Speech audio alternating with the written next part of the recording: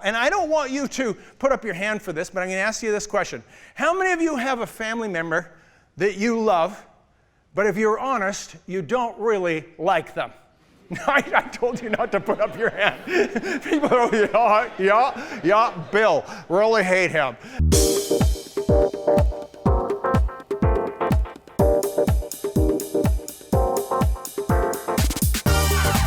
Welcome to Church of the Rock from Winnipeg.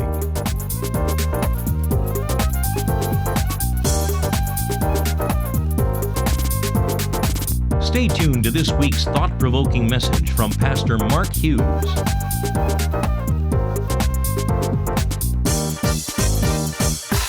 So this week, I'm going to talk about what is love. I'm going to ask the question, what is love? And it's a good question. When you ask that question of people, you'll get all kinds of different answers. There's maybe thousands, maybe millions of answers.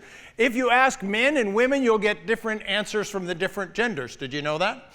Scientific study done in a grade 3 class. That's how we know this. And the teacher asked the kids, went around the whole room, asked them this, what is love? Little May said that love was when your dad comes home smelly from work and your mother kisses him anyway. And then little Lauren said that love is when you tell a boy that he has a nice shirt and he wears it every day for the rest of the year. And then when she asked the boys, little Bart said this, well, nobody really knows for sure what love is. All they know is that it has something to do with an arrow and getting stung with that arrow, and it hurts like anything. And then, of course, we had little Josh, and he said, well, love is this. It's like an avalanche where you need to run for your life. And so there's lots of different definitions of love. And last week, I told you this, that love was the international language. And it got me thinking, and I thought, I wonder about the languages of the world if they all have a word for love. And I discovered there's actually a few languages, a few dialects that have no word for love. But there are a few languages that don't have this word, and another one of them is the Japanese language. Originally didn't have a word. And so in the 19th century, they're introducing Western romance novels into Japan. They're translating them into the local language. They didn't have a word for love. And the closest facsimile they had, are you ready for this, was madness. And so to this day, in Japanese, the word madness means love. So there you go, insanity. So you get that. And it's a little interesting because the Asian languages, many of them actually came out of the Sanskrit, the ancient Sanskrit language, that had no less than 96 words for love. Isn't that interesting? Now in English, we have one word. We use love, and we use it for everything. Have you noticed it? I love pizza. I love weekends. I love sleeping in. I love golf. I love my car. I love my motorcycle. Oh, I love my wife. We put all of these things on the same level. Really? Is pizza and your car and your wife, should they all be on the same level? Well, actually, I know a few guys that have got that a little out of order, right? It's like this story, you probably know this. You know, when you see a man opening the door for his wife, it only means one of two things. Either that's a new car or a new wife.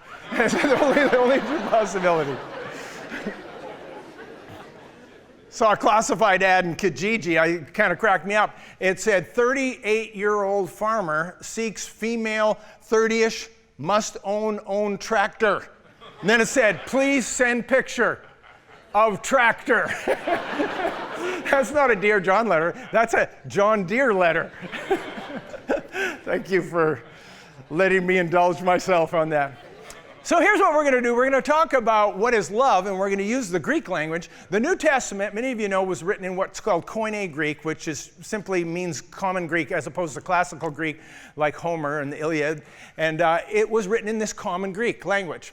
And in this language of the New Testament, there are actually 4 words for love. And here they are. I'm going to throw them up on the screen. They're storge, eros, phileo, and agape. Most of you have heard some or all of those words, but we're going to go through them one by one and talk about them and talk about how each one of these words relates to how we love in our world. Now, the first word is the word storge. Storge actually appears only once in Scripture, and it's kind of a compound word, and it means kindly affectionate, which is really not maybe the ultimate translation of that, because storge love in the original Greek language actually was a reference to familial love, family love, the love you have in your family. Now, there's something unique about family love, right? And here's how it comes. The fact that you grew up in the same home, the fact that you lived together over a long period of time, it develops a certain kind of love that is very unique from anything else in the world. And it creates a bond between siblings and between parents and between extended family. When they live together, there's something remarkable about this Storge love, because it will endure more grief, more heartache, more aggravation, more disappointment than any other kind of love. Because they are family, you will put up with almost anything. And that's why it's so powerful. And I don't want you to put up your hand for this, but I'm going to ask you this question. How many of you have a family member that you love, but if you're honest, you don't really like them? I told you not to put up your hand. People are, yeah, Bill, really hate him. Here's the answer to the question. You all do. That's why I didn't want you to put up your hand. I didn't want you to embarrass yourself. We all have these people in our life, people that are an uncle or an aunt or a brother or a sister, unfortunately, that we love them because we grew up with them, but if we're really honest, we don't really like them. Because they're not great people. They're not nice people. They're hard to love. And we can kind of take them or leave them. That's why George Burns, the comedian, said that happiness is a large, loving, close-knit family living in another city. And sometimes our family is hard to get along with. You know what I'm talking about. And we have these things that happen in our family. And, you know, at the end of the day, here's the thing. Even though you may not really like them, maybe you don't even get along with them, but if they were in need, because you love them, you might loan them money. You might help them. You might take care of them. If they invited you to a wedding, you'd probably go to that wedding. You'd for sure go to their funeral, right? And so you know what I'm talking about this familial love, this family love. And it is something that is incredibly powerful that joins and links us together. And here's one of the great tragedies that I see, is I see people even to this day that are in the church that don't love their families like they should. And I'm thinking, here's my thought on this. It's a simple thought. If we can't get along with our family, if we can't love our family, how are we going to love the rest of the world? How are we going to love others? How are we going to love our neighbor? How are we going to love our enemy if we don't even love our own family? And I know sometimes they're not very lovable, but we have to get past that, and we have to begin to overcome that. And I think it's such a tragedy when we see people that won't speak to their brothers or their sisters or their parents. I know parents whose grown kids will not let them see their grandchildren. There's something really profoundly wrong with that. And every single person in this room knows what I'm talking about. And so reconciliation within the family is an important thing. I want to tell you a tragic story from Scripture, and it's the story of David and his son Absalom. Now, David made some big mistakes. He was far from a perfect human being, and one of his big mistakes was he had multiple wives. Don't think for a moment, just because some of these Old Testament characters had multiple wives, that somehow God endorsed polygamy. He did not. Every single time you see it, you see problems. And David had amongst the worst problems of anybody in Scripture within his family. So let me just tell you the story. So he has numerous wives, so he has numerous children from his numerous wives. So that meant that these children from different wives were actually half-brother and half-sister. And so we have two grown people. They were Ammon and Tamar. They were half-brother, half-sister. And Ammon raped his half-sister Tamar. And then Tamar's whole brother, who was named Absalom, he was so offended by this, and he realized that his father David wasn't going to deal with this, so he took matters in his own hand. Are you ready for this? And Absalom murdered Ammon. You think you got sibling rivalry in your family? You think you got a dysfunctional family? Look at these families. They were a serious mess. And of course, he had to run for his life because now he's a murderer of his own half-brother. And so he goes off. He's gone for 3 years. David, despite all his faults, was an amazingly forgiving person. And he actually welcomed Absalom back into the family 3 years later and completely installed him back into the family, only to have Absalom, here's where it gets even worse, rebel against him. And Absalom, after being welcomed back, he rebelled against him, and he declared himself as king, and he stole many of David's men and many of David's armies, and he went to battle, went to war against his own father. I mean, what a messed up family. The whole kingdom was in trouble, and instead of dealing with their real enemies, father and son were battling against each other. Well, then one day something happened, because we had Absalom. He's riding his horse through the thicket at the wood of Ephraim. Now, I don't know if you've ever read about the description of Absalom. It says he was the most handsome man that ever lived. And he had beautiful, long, flowing hair. He looked like Fabio. How many of you remember Fabio?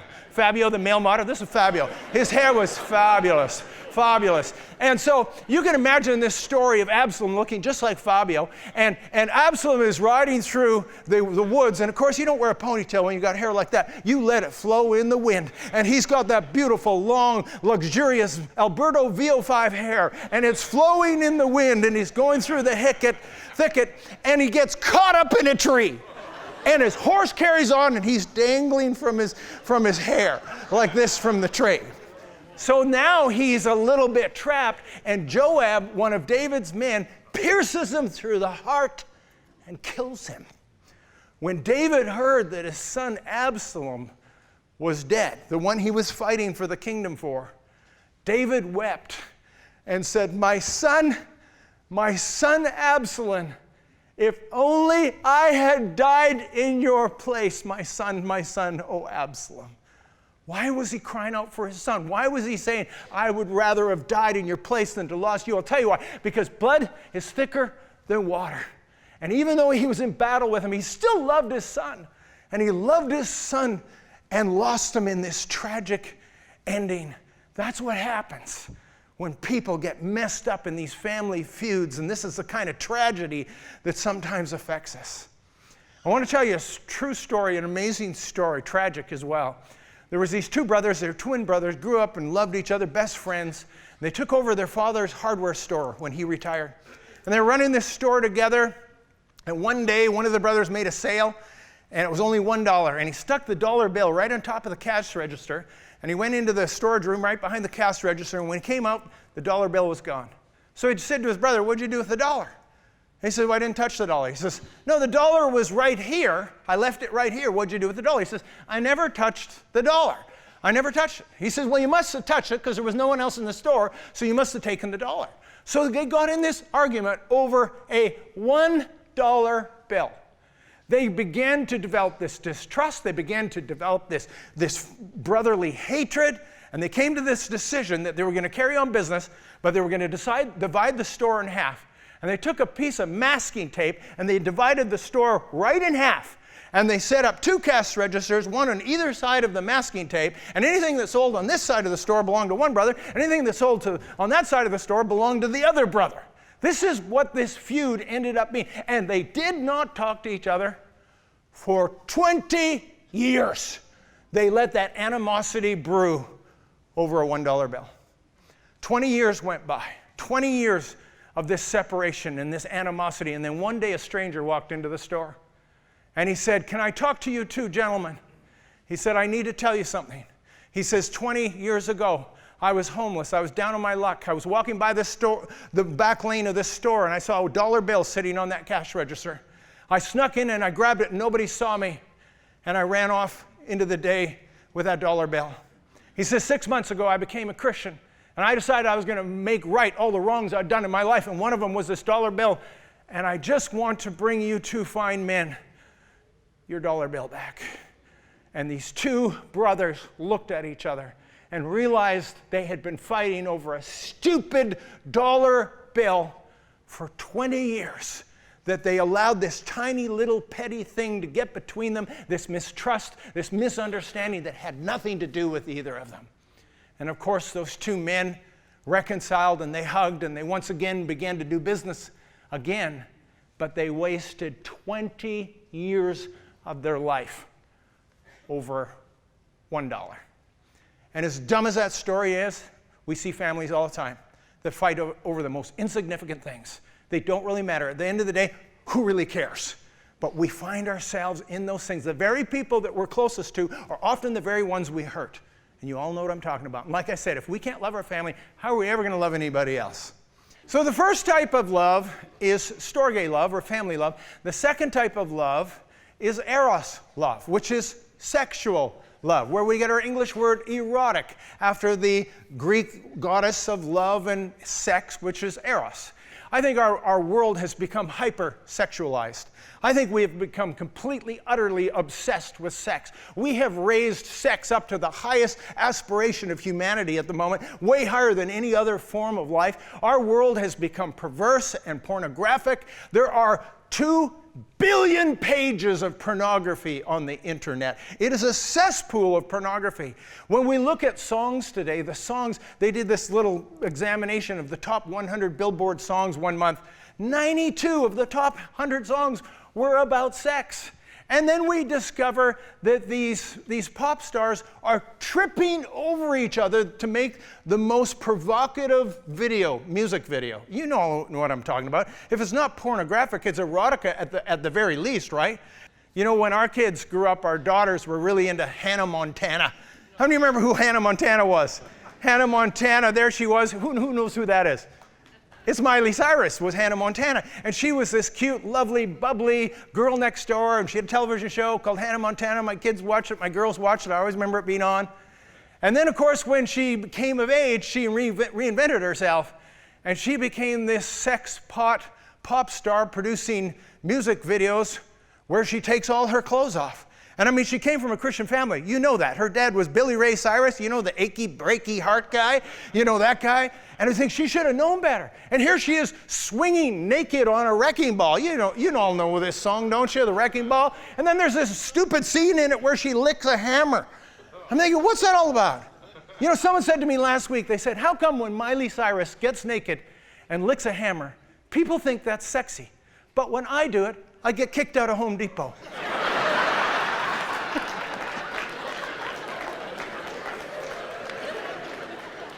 Here's what I want you to understand about what God did when he created sex. Here's the simple model of it. This is an act that is so intimate, it is so personal, it is so vulnerable, it is so exposing that it was never intended to be used outside the marriage bed. It was the only place, the only person that you were married to and you were going to spend the rest of your life, should you ever get that vulnerable, that naked, that exposed, that intimate with. Because what sex is it's the highest expression of marital love, and it was exclusively for the use of two people in the marriage bed. And maybe I can't impose this upon the rest of the world. I'm not going to tell people what to do. They've gone mad on this. But as Christian people, I want to show you and tell you what God says about sex. And I want you to be clear, and I want your kids to be clear about what sex is all about. And we're going to look in Hebrews chapter 13. We're going to look at just one little verse. It's verse 4. And it says, marriage is honorable among all, and the bed is undefiled. But fornicators and adulterers, God will judge. He says the marriage bed is undefiled. There is nothing vulgar, nothing dirty, nothing perverse about the marriage bed. He says within the marriage bed, sex is a good and wonderful and beautiful and, may I add, holy thing, because God designed it that way. But what he does is he draws a clear line.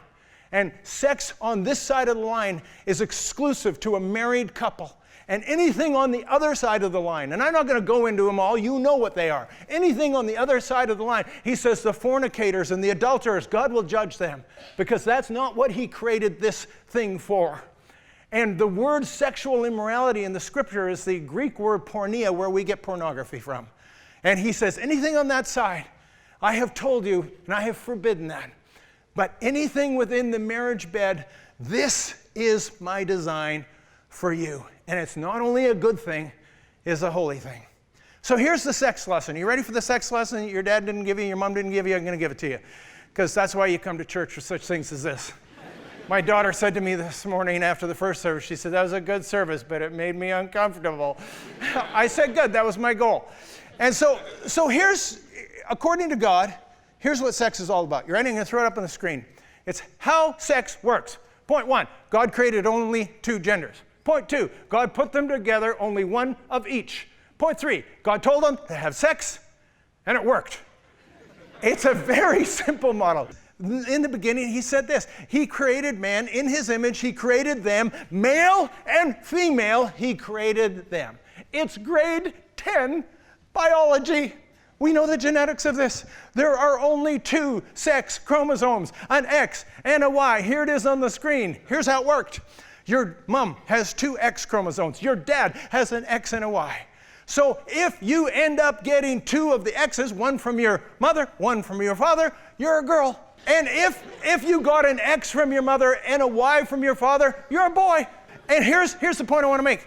There are no other combinations. There are only the two possibilities. There are no more permutations for this. There is no other way to shake this out. And people can call themselves whatever they want. It's just the way God created it.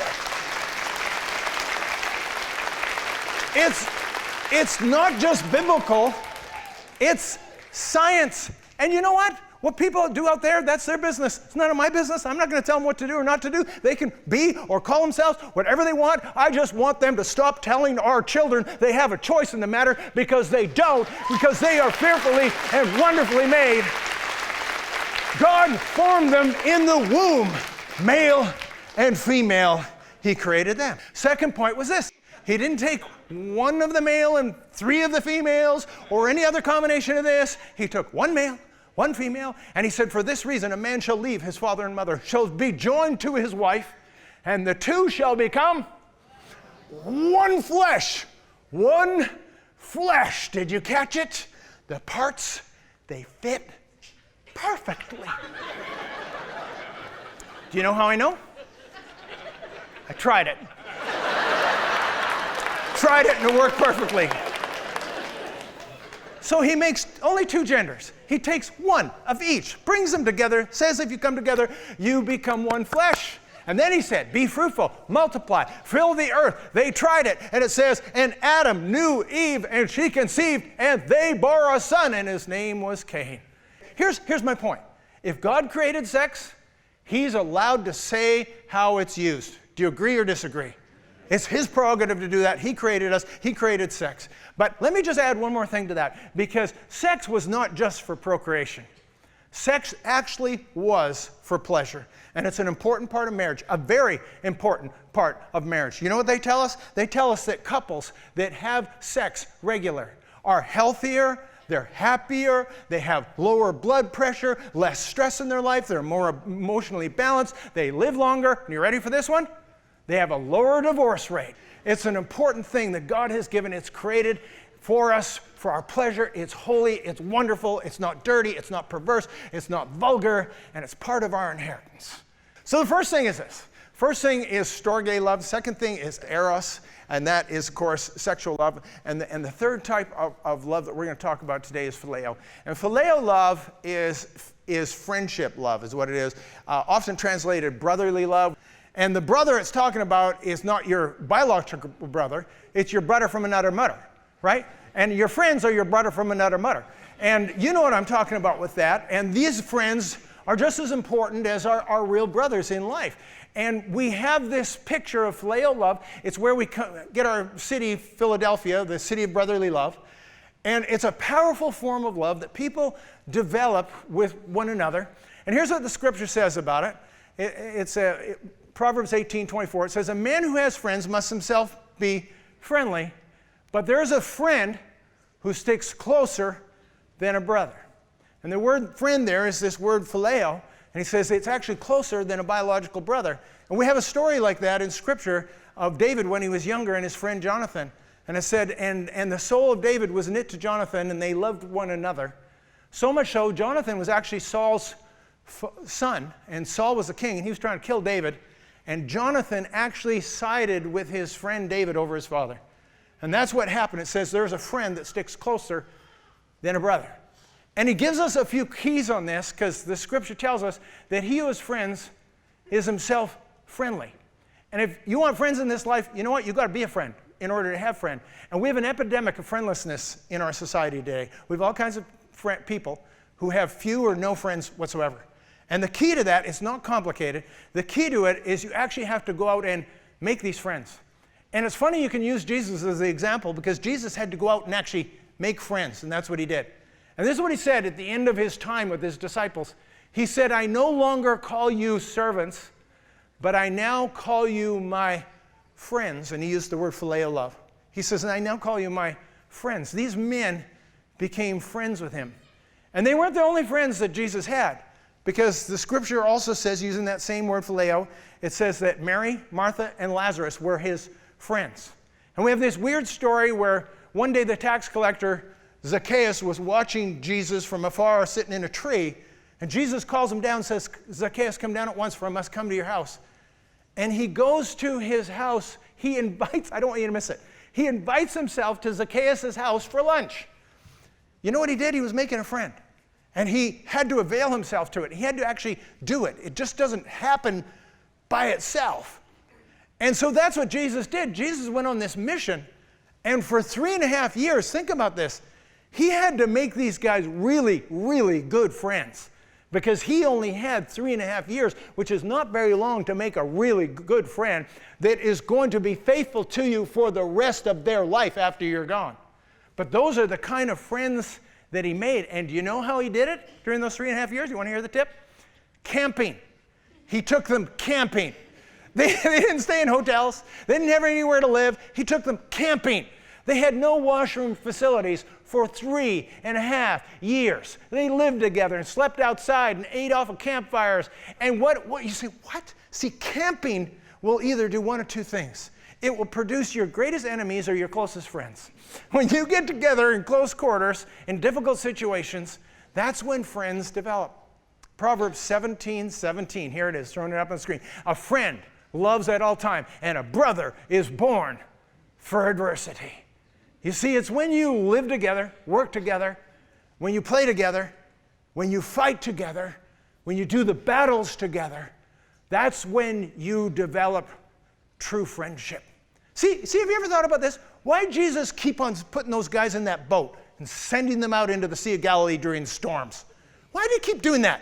And he wouldn't go with them. He says, why don't you guys get in that boat, sail out into the middle, I'll stand back here and watch what happens. And every time they go out there, they're in some storm, and they're fighting for their lives. He was trying to get them to bond together. And people say, well, why was there 12 disciples? Because of the 12 tribes of Israel? No, that's how many people fit in a fishing boat in those days. He could only get 12 in there. Anything else, the boat was going to sink. And he sends them out. See, if you want to make friends, camping and fishing, that's how you make friends. Adversity. A friend was born for adversity. So here's how we make friends. I mean, the church is the easiest place in the world to make friends. It really is. Because we have these small groups and we invite people into our circles. So you look at people that do battle together, they become the true friends, don't they? The ones that go to war together, those people that are out in those platoons together, they're friends for life. Those people that are part of sports teams, what happens is they're going out onto the field and they're doing battle together and they get drawn together. People who are in small groups, like even in the church, and we're doing battle with the issues of life, or we're praying together, and somehow it draws us together. And he who has friends is himself a friend. Let me close with one final story here today. It's from this book called God in the Foxholes. And it's a story of throughout history where God showed up in military battles and military situations. There's all these little anecdotes in it. And one of them was this little story about these two men, and they were fighting in the trenches in the Second World War together. And they became close friends, because that's what it does when you do battle together. And they made a pact. They made a vow to one another. And they said, we will not leave one another behind. And they made a vow that if one of them got wounded on the battlefield, the other would come and get him. And what happened one day was they were fighting this battle, and one of them got wounded, did not make it back to the trench. And when he saw his friend out there dying and bleeding, he started to climb out of the trench, and the sergeant grabbed him and pulled him back and said, don't you dare go out there. Your friend is dying, and if you go out, you will die too. Well, he shrugged off the sergeant, and he scampered out of that before the sergeant could stop him. And he went out, and the bullets were flying everywhere, and he got to his friend, and he dragged his friend back, and as he was just about back to the foxhole, he himself got shot. And the two of them fell into the trench together. And there he had his friend, and his friend passed away right there in his arms. And then he was dying. And the sergeant was angry with him. And he said, I told you not to go. It wasn't worth it. Your friend is dead, and now you are dying. And the man said, no, it was worth it. Because when I got to him, he looked up at me, and his last words were, I knew you would come. You see, the scripture says that no greater love does a man have than to lay down his life for another. Let's stand together.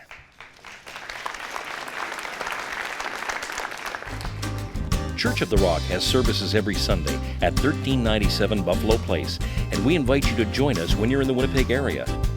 If you'd like a booklet to help you understand more about God's gift of forgiveness and reconciliation through Jesus Christ, please contact us, and we'd be happy to send you a free copy of the Book of Hope visit our website at www.churchoftherock.ca. Thank you for watching, and God bless you.